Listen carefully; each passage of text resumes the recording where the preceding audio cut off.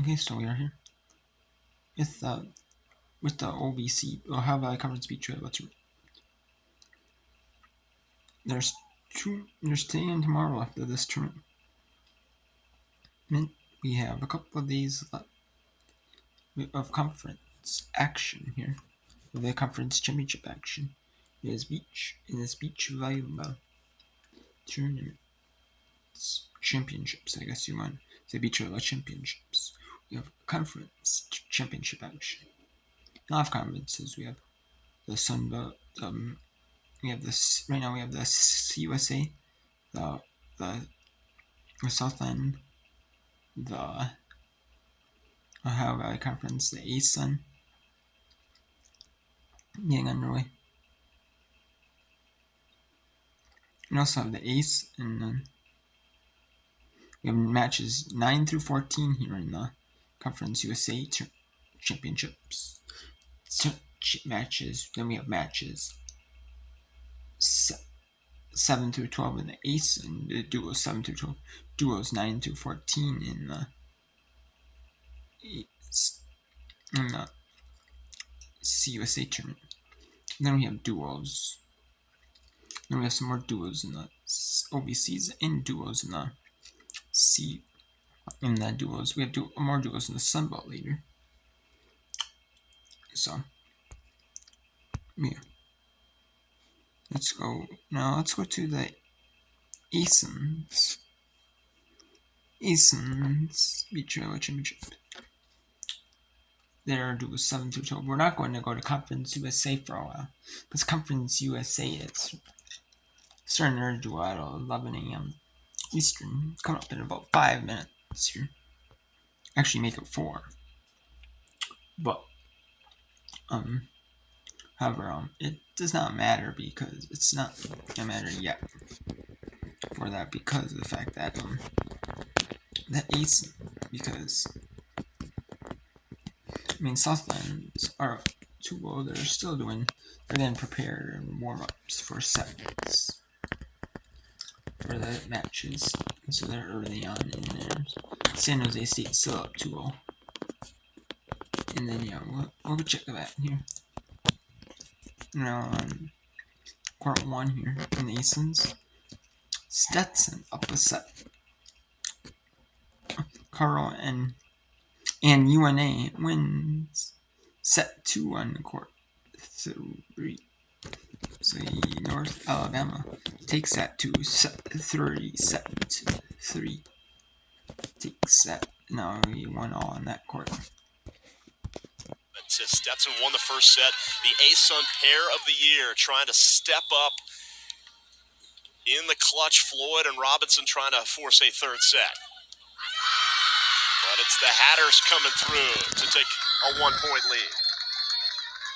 And you can hear all the teammates who have finished up their matches. They're coming over to court 1 to cheer on their team. So a lot of energy on court 1, a lot of great volleyball being played. Just ups the ante a little bit when you have all of your teammates and loved ones watching you on this court. Marticaro to serve for Stetson. Again, a freshman. This freshman pair playing at the ones. Floyd, the power. Back to a tie at 19 apiece. A great recovery there by Floyd. It looked like that ball caught her just a little bit more up on her chest than she wanted it to, but did a great job just staying calm, making a pretty decent pass off of a tough serve, and then just absolutely pounding the ball right there. Katie Floyd to serve, trying to get to a set point if they can win it. But no, Stetson is the one that gets to match point. And this would close out the duel, Haley, if they can win this last point and get a 2-set sweep on the ASUN pair of the year.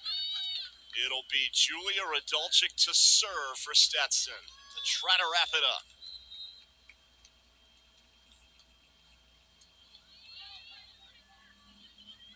Floyd down the line, dug out of there. There it is. And they do it. The Stetson Hatters beat the North Alabama Lions.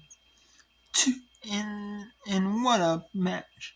They sweep the Stetson freshmen. Sweep the ASUN Pair of the Year at North Alabama. What a win for the Stetson Hatters, sweeping the Pair of the Year in the ASUN. Wow, wow, wow. What a win. What a win for Stetson. As Stetson wins duel number 7 of the tournament. And San Jose State University leads two matches to nothing here. And then Bud Steve of Austin leads 16-14 in set 1 in the number 1 Hares.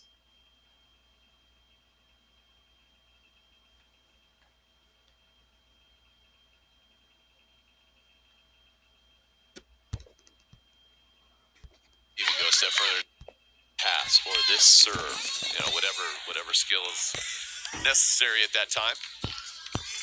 But they always like to say, hey, all we need is 5 points. Let's get 5. Gotta look ahead. It's like, let's just work on this one thing right now. SFA's serving with the wind at their back. In theory, that would make this the bad side.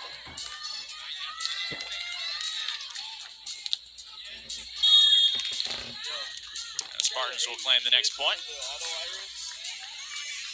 you running off auto iris for these still or no? Well, I have. So we'll mention over on the threes, Kelly Johnson, Elena Amador right now up 18-14 in the first set on Kylie Moore and Anna Salmon. I noted it was 16 all over on the fives. Let's go side by side here with our ones and fives. Folks at home can choose which direction they want to look. Again, it's 16 all. This was the court where San Jose State was leading early and perhaps would be your favorite court to fall their way for the clinching point. SFA's battled back. Throw that last point to the Spartans. McBride with a nice little poke shot down for the point on court 5.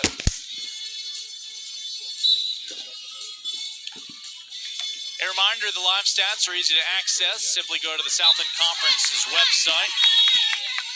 Navigate over to the championships page for beach volleyball. You'll see the full schedule for the past couple of days, including today, and you'll see a stats link that will show you all 5 courts. 2 of them have already gone final, of course, the 2s and the 4s, and a service error there will give the next point to the Lady Jacks on court 5 on the right. The ones getting back underway on the left.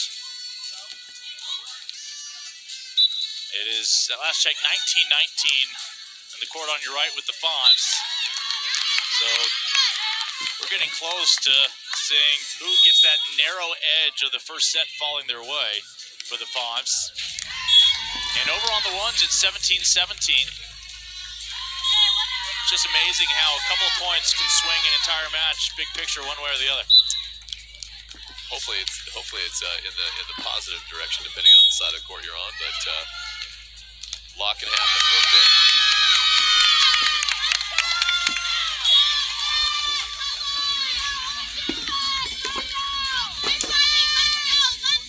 Again, really thanks to dial in here on the 5s here in a moment. Yeah, Jenna Ashley, Victoria Semang for Stephen F. Austin have just claimed, they're getting close to claiming this first set. As Aubrey McBride and Alexandra Dale, who got a win by 2, it was 21-20. And they have won by 2 now, 22-20 for Stephen F. Austin. So Stephen F. Austin, they were trailing early on this court. All 3 of these courts are must-win for SFA, and the Lady Jacks do take the first set for the 5s.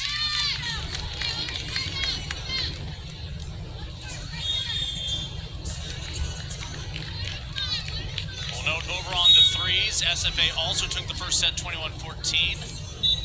And you and I have been following the ones here for the bulk of this portion of the coverage. Where Katie Hansen and Tessa Rogers have a slight advantage in the first set still against Sabrina Moore and Kara Edwards, 20-18.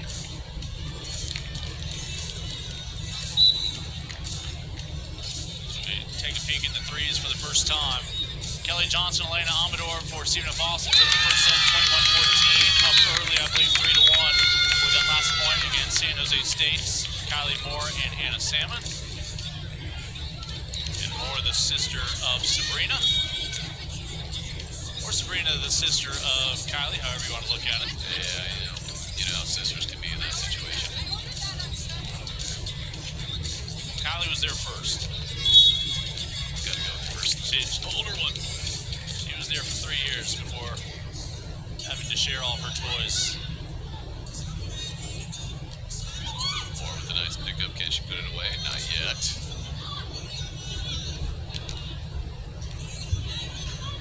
Get San Jose State in the white tops. SFA in the purple across the net. See head coach Gary Hodge sneaking into your picture. Doesn't get to coach up his players very often. Really can only do it during timeouts and side changes.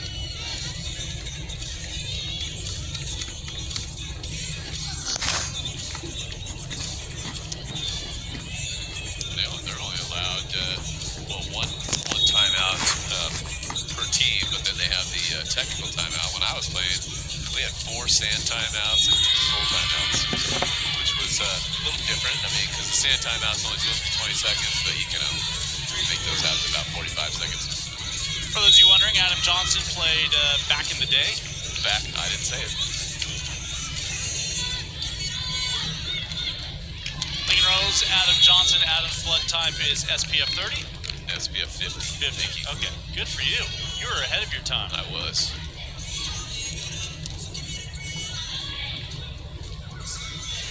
Had my own formula, if you will. Should have marketed it.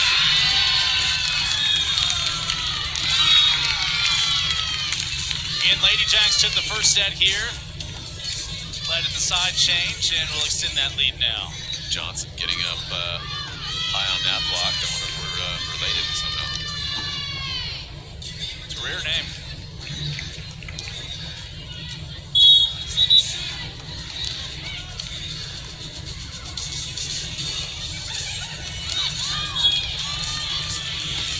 Able to get that down just inside the line. Salmon with a nice little poke shot over the block. It is set point, we'll note, finally in that first set for Katie Hansen and Tessa Rogers of Stephen F. Austin. We're now 2018 over on the ones as they try to give SFA the first set in all 3 of these courts that they must win. Johnson there with a nice set. Set was a little bit inside. Saw him pulling off the net. Johnson finding the deep corner open for the point. As she goes back to serve. And our Idaho contingency has just spiked. As you see, the Broncos of Boise State parading in. They will get the winner of this. The Broncos, who went perfect during the regular season for the first time in Southland, 8-0. Ultimately would fall yesterday in a dramatic match. Now, last year, Boise State took the shortcut all the way to the championship final last year, unblemished all the way through, only to suffer their only loss in the final after sending A&M Corpus Christi into that consolation bracket last year. The Islanders came all the way back. That's the path that Boise State's going to have to take today to try to return the favor to the Islanders. Thought it would be kind of cool to see him come in on some horses. Broncos there. We're still advocating for them to play on blue sand. Yes, let's get the blue sand going. And winner of this will quickly turn right back around and take on Boise State. Spartans and SFA, for them to be Southland champions at the end of the day, they'll have to play 3 straight matches against really stiff competition, and it all begins right here. All right, so right now we're showing you the 3 pairs on the left and the 5s on the right. All three remaining courts favor Stephen F. Austin through the first set. Hansen and Rogers on the ones took the first set 21-18. Johnson and Amador with the threes, 21-14, and I believe 8-4 is your margin right now here in the second set. And Ashley and Semang over on the fives on your right, which is a slight advantage after going to extra points in the first set, 23-21.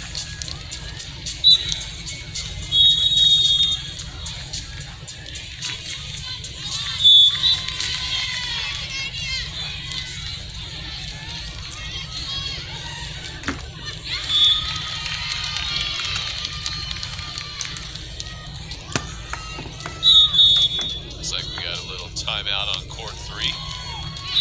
Again, when these two teams met earlier this year, only the ones went the way of Stephen F. Austin.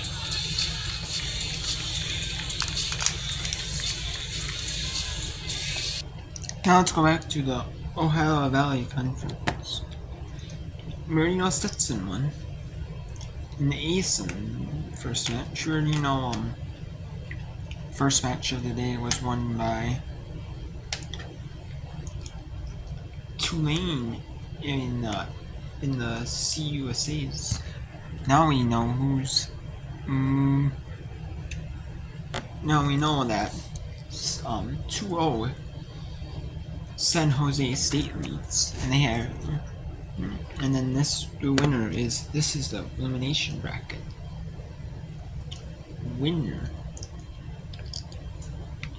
The winner of the elimination bracket is going to be either Stephen F. Austin or San Jose State of Southland. So, then this one. Then no, we're looking to try in. Last time we saw they were up 1-0. They took a match and took a match on and then they were tied 1-1 in set 3. Now you can see who's that. If Linwood can win this one, either put themselves up 2-1 or put themselves up 3-0 in the sweep. As the ones get underway, and the twos are back underway. Facing off against Marita and Wogenstall. Marita sends that one for McWhorter. Up on the attack, Marita, and now Wogenstall gets the block. And the first point for Morehead State. And you know, these ones and twos, they know what's at stake right now. They know the score of this duel. And you got to kind of put that out of your mind and not worry about trying to do too much. It's play your game and let the chips fall where they may. You got to hope that your threes find a way to come back and force a third set there. And then you got to do what you got to do to find a way to win your matches. So even though there's 5 different matches going on at one time, and you can only worry about yours because each builds off of each other. So it's a double team sport. It's you and your partner as a team, but it's also all 5 teams working together in order to seal the duel. And for the ones and twos especially that are just now getting started, knowing what is at stake for Morehead, it's one of those things that you can't play tense, because if you play tense, you're going to play worse. Marita made a nice diving play to get that one up near the net. Wogenstall couldn't punch it over. And a point for the Lindenwood Lions as they get on the board here in the ones. Over on the threes, it's Jensman back to serve with a 3-point lead. He sends that one deep. Up there by Knott to Isley, back to Knott. Rolls that one up and over the top of the block of Van Buskirk, and the Eagles get the point right back. It's a 2-point lead for Morehead State over on court 2. As that one into the net. And Katie Bockhurst is fired up over there about that one. She is getting vocal. She's trying to pump Diana Wilson up back for that serve. And I think the hard work and seeing that, okay, it was scrappy. We did everything we could. We need this energy now. Well, that one by Knott is an ace as it clipped the net and went just over the Lions' side. Now Wogenstall with a big swing there, and Jacobs couldn't pop that one up. Back on court 3, another one that hits the tape from Knott, but Van Buskirk able to get to that one. She'll roll that one over. Now it's an opportunity for Isley. She cuts that one, but it goes wide and out of play. Lions back up by 2, 18-16.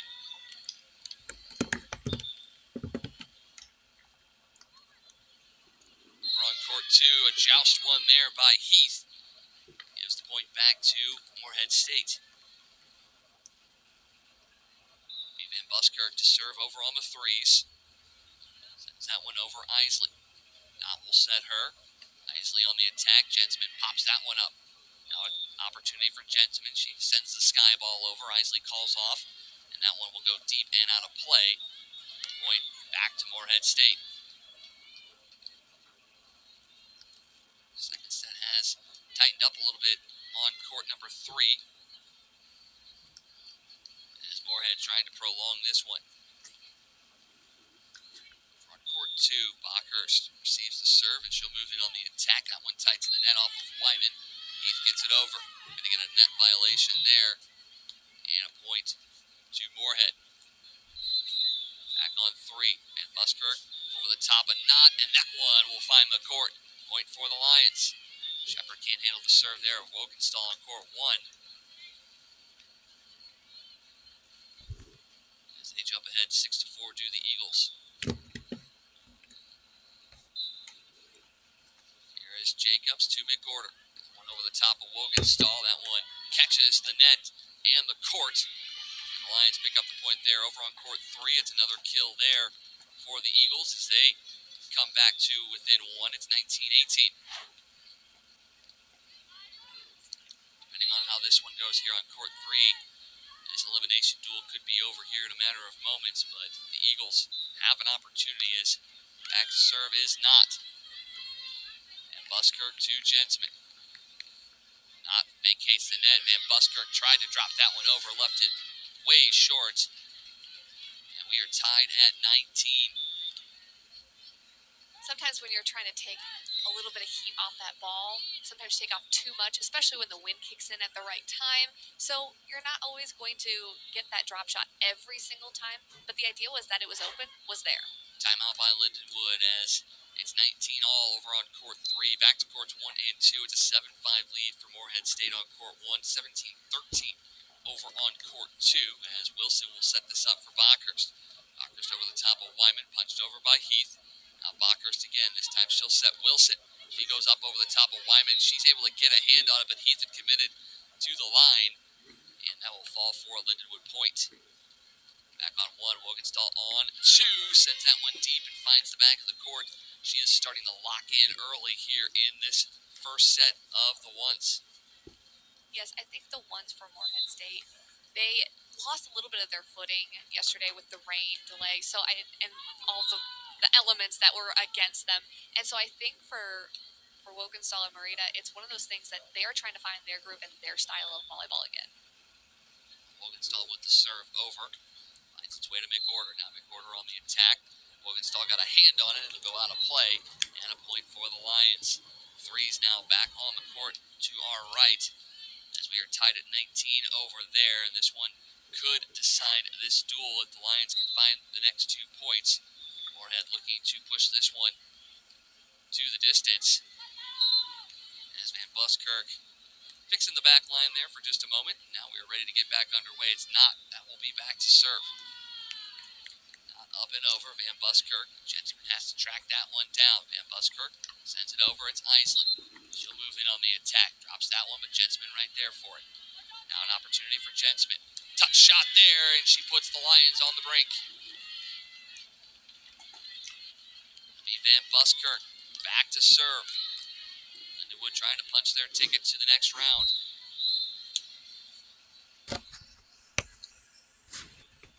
So let's come back out here as Van Buskirk sends it over. Knott tight to the net. Gentleman on the overpass. Knott gets it up. Isley over on 2. Now Gentleman again. She'll set Van Buskirk. Punches that one over. Knott up with it. Isley back corner. There's Gentleman. She'll look to attack again. Pushes it over. Knott. Isley over on 2. Gets that one to go, and we're tied again. There's that scrappiness of Peyton Isley we've come to expect. And she keeps this one going. She's trying to force Linwood to make the mistake. By putting the ball on their side of the court, it limits the amount of errors that Morehead State can make and forces Linwood to do something they're not comfortable doing. How about that play by Knott, too, on the overpass? Gentleman had a clean swing at it, but Knott was able to punch that one up. Van Buskirk over off of Knott. And again, the Lions have dual points. This time it'll be Gentleman back to serve.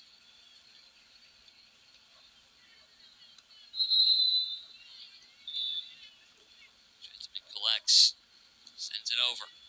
Isley up with it. Knott. Isley off of Van Buskirk, and we continue on. Peyton Isley does not want to stop playing. No, she doesn't. I think she actually took that ball from Knott, and you would think that you would want Knott to take that first and third contact because of that height advantage. But honestly, Isley's like, give me the ball, I'm going to put it away. Once Isley's time here is done, she'll be heading out to LSU for law school. So she just wants to continue to play as long as she possibly can. But has a great career ahead of her after her time at LSU. This is not up and over. Van Buskirk has it. She will move forward. Sends that one deep and way long. And now Morehead State has an opportunity to send it to a third.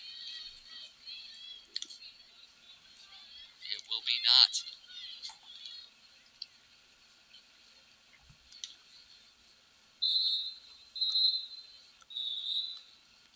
Up and over Van Buskirk.